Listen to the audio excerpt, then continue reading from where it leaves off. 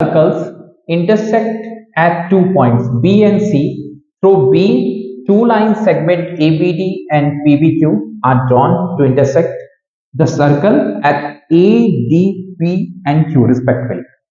Prove हमें करना है this ACP equal to QCD.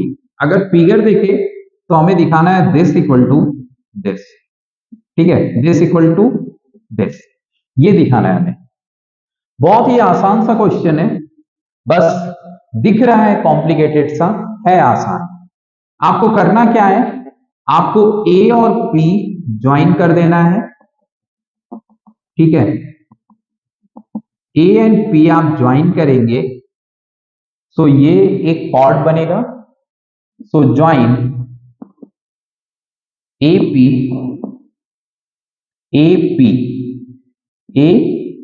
Join AP and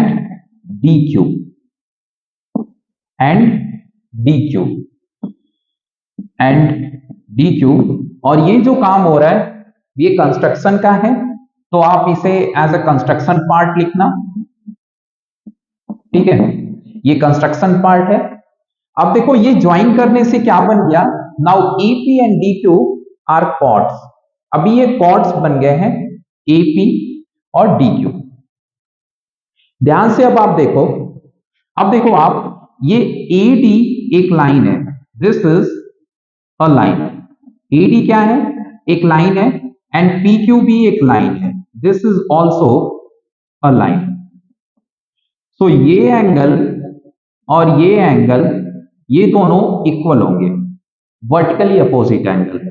देखो आप, this line and this line है ना, ये दोनों क्या है, लाइन है. तो ये एंगल और ये एंगल क्या होंगे, वर्टिकली अपोजिट. तो आप लिखोगे इसे एंगल 1, इसे एंगल 2. सो लिखोगे एंगल 1 इक्वल टू एंगल 2. इसके लिए रीजन वर्टिकली अपोजिट एंगल्स. अब ध्यान से देखना, ध्यान से, यहीं पे सारा समझने वाला पार्ट है. ये जो मैंने कंस्ट्रक्शन के थ्रू कॉर्ड बनाया AP, अब आप देखोगे अगर सो AP कॉर्ड के थ्रू, ध्यान से देखना, इस कॉर्ड के थ्रू ये जो एंगल फॉर्म हो रहा है, दिस एंगल है ना, ये इस नाम दे देते हैं इसे 3 and this is 4. So this angle, इस कॉर्ड के थ्रू ही दिस एंगल ये फॉर्म हो रहा है. ध्यान से देखो, बन रहा है.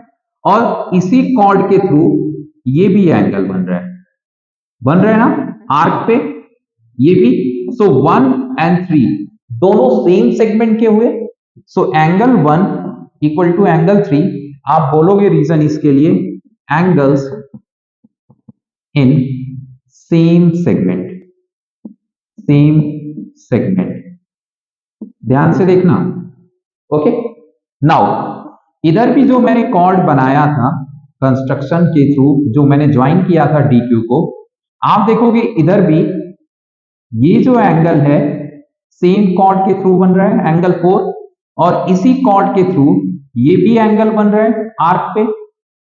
ध्यान से देखो, ये भी 2 भी, तो 2 और 4 क्या हो गए, equal. So angle 2 equal to angle 4.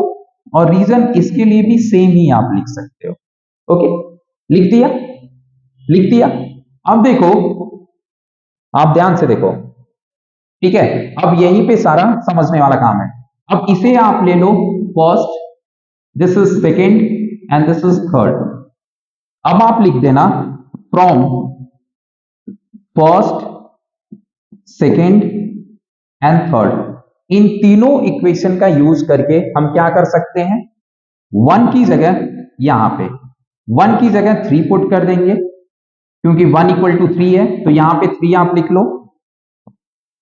और इस 2 की जगह 2 इक्वल टू क्या है, 4, तो 4 लिख लेंगे इक्वल टू एंगल 4. और यही चीज आप देखोगे ACP एंगल 3 और QCD एंगल 4. यही चीज लाना था, हैंस प्रूव. यही चीज लाना था, प्रूव हो गया. ठीक है, चलिए नोट करिए.